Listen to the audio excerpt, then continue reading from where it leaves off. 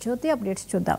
ఈవేళ GHMC council సమావేశం జరుగుతుంది. మరో 2.5 నెలల్లో ముగియనుండడంతో ప్రస్తుత పాలక వర్గానికి ఇదే చివరి కౌన్సిల్ సమావేశం కానుంది. 95 ప్రశ్నలు, 45 ఎజెండా అంశాలపై సభ్యులు చర్చించనున్నారు. జీహెచ్ఎంసీ కార్పొరేటర్లతో పాటు కౌన్సిల్ మీటింగ్కి నగరానికి చెందిన ఎంపీలు, ఎమ్మెల్యేలు, ఎమ్మెల్సీలు హాజరవుతారు.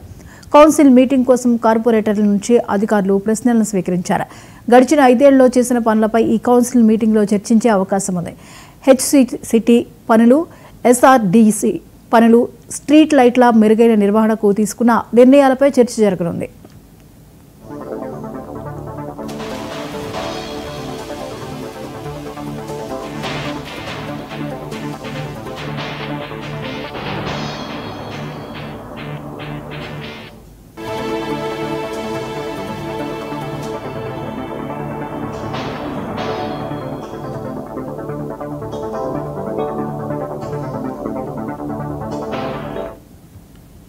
ఇటీవల ప్రారంభించిన ఇందిరమ్మ బ్రేక్ఫాస్ట్ క్యాంటీన్లతో పాటు ఈసారి బతుకమ్మకు గిన్నీస్ బుక్ ఆఫ్ రికార్డులో స్థానం దక్కడం వంటి అంశాలు ప్రస్తావనకు వచ్చే అవకాశం ఉంది.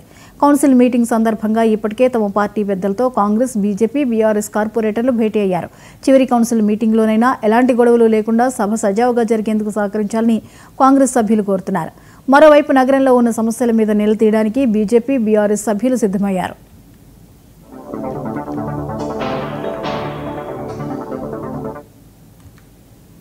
ఈ అంశంపై మరిన్ని అప్డేట్స్ ని స్పెషల్ కరెస్పాండెంట్ తేజ అందిస్తారు. తేజ, ఇవాళ జీహెచ్ఎంసీ కౌన్సిల్ సమావేశం జరగనుంది, వివరాలేంటి?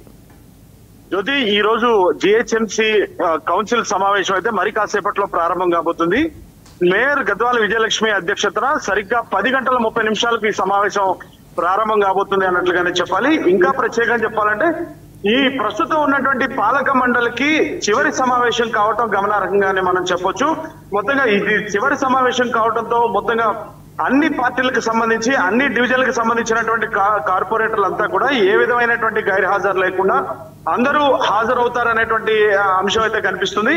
కానీ దీంతో బీఆర్ఎస్ పార్టీ, అంటే ప్రతిపక్షాలుగా ఉన్నటువంటి బీఆర్ఎస్ పార్టీ, బీజేపీ పార్టీ మాత్రం కాంగ్రెస్ పార్టీ ఏ విధంగా వైఫల్యం చెందింది, ఇప్పటికే అధికారంలోకి వచ్చి 2 సంవత్సరాలు అయినప్పటికీ కూడా మహానగరం, విశ్వనగరం అనే హైదరాబాద్ ని ఎప్పటికప్పుడు కీర్తిస్తున్నప్పటికీ కూడా బీఆర్ఎస్ పార్టీ పాలనలో అయితే హైదరాబాద్ అడుగడుగున అభివృద్ధి చెందింది. కానీ ప్రస్తుతం మాత్రం ఎలక్ట్రిసిటీ సంబంధించిన అంశాల్లో కావచ్చు, పారిశుద్ధ్యానికి సంబంధించిన అంశాల్లో కావచ్చు, లేదంటే ఇటీవల కురిసినటువంటి భారీ వర్షాల నేపథ్యంలో కూడా ఏ విధంగా హైదరాబాద్ అతలాకుతలం అయ్యేటువంటి అంశాలను ప్రధానంగా ప్రస్తావించాలి అనేటువంటిది అయితే మాత్రం బీఆర్ఎస్ పార్టీ భావిస్తుంది. ఈ విధంగా బీఆర్ఎస్ పార్టీకి సంబంధించినటువంటి కార్పొరేటర్లందరికీ కూడా కేటీఆర్ దిశానిర్దేశం కూడా చేశారు. At the same time BJP పార్టీకి సంబంధించినటువంటి కార్పొరేటర్లు కూడా పూర్తి స్థాయిలో కాంగ్రెస్ పార్టీ వైఫల్యాలను నిలదీయాలి అంటూ కూడా ఇటు రామచంద్ర బీజేపీ కార్పొరేటర్లకు సూచన చేసినట్లుగా కూడా చెప్పాలి. సో మొత్తంగా అయితే ఈ రోజు చివరి సమావేశం కావడంతో మొత్తంగా వాడి వేడిగానే సమావేశం జరగబోతుంది అన్నట్లుగానే మనం చెప్పాలి. జ్యోతి, అయితే ఎజెండాలో 46 ప్రతిపాదనలు ఉండనున్నట్లుగా తెలుస్తోంది. మరి వీటిపై చర్చ ఎలా ఉండబోతోంది? ఖచ్చితంగా జ్యోతి, ఎందుకంటే 46 అంశాలు అంటే మొత్తంగా చూస్తే మాత్రం 95 అంశాల వరకు తొలుత అనుకున్నప్పటికీ కూడా 46 అంశాలు అయితే మాత్రం ప్రధానంగా ప్రస్తావించబోతున్నట్లుగా తెలుస్తుంది. దీంట్లో అంటే ఇప్పటికే హైడ్రా అంశం కూడా కొంత చర్చకు వచ్చేటువంటి అవకాశం కనిపిస్తుంది. హైడ్రా వల్ల జరిగినటువంటి నష్టం కానివ్వండి, లేదంటే రోడ్లకు సంబంధించిన అంశాలు, అదేవిధంగా పారిశుద్ధ్యానికి సంబంధించినటువంటి అంశాలతో పాటు కరెంట్ సప్లైకి సంబంధించినటువంటి అంశాలు, వీటన్నిటి పైన కూడా పూర్తి స్థాయిలో చర్చ జరిగేటువంటి అవకాశం కనిపిస్తుంది. ఇంకా ప్రధానంగా భూముల వ్యవహారం, అదేవిధంగా ఇంకా పవర్ సప్లైతో పాటు ఇంకా ఇంటింటికి నల్ల కనెక్షన్ అన్నప్పటికీ కూడా వాటర్ సప్లైలో కూడా చాలా పేలవంగా ఉంది. చాలా ఇబ్బంది పడుతున్నారు, రోడ్ల విషయంలో చాలా ఇబ్బంది పడుతున్నారు. మరమ్మతుల పేరుతో పదే రోడ్లను గుంతలు తీయడం, మళ్ళీ వాటిని మరమ్మతులు చేయడం, దీనివల్ల కూడా చాలా ఇబ్బందులు పడుతున్నారు అనేటువంటి అంశాలు కూడా ప్రధానంగా ప్రస్తావించే అవకాశం కనిపిస్తుంది.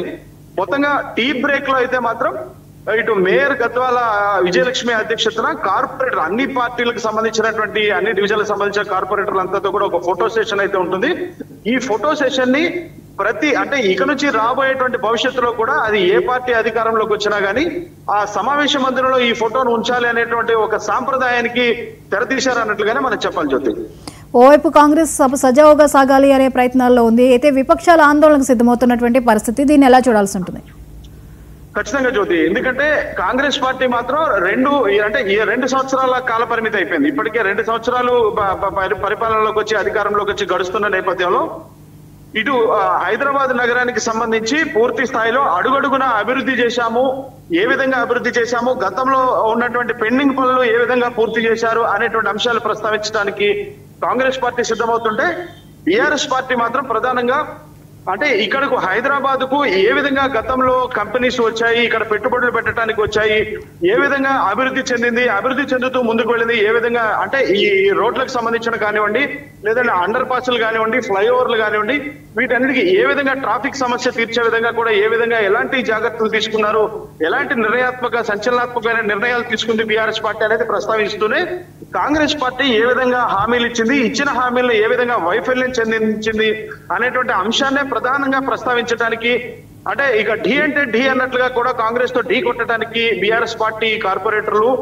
వారితో పాటు బీజేపీ పార్టీ కార్పొరేటర్లు కూడా సిద్ధమయ్యారు అన్నట్లుగానే మనం చెప్పాలి Jyothi. Right, thank you Teja.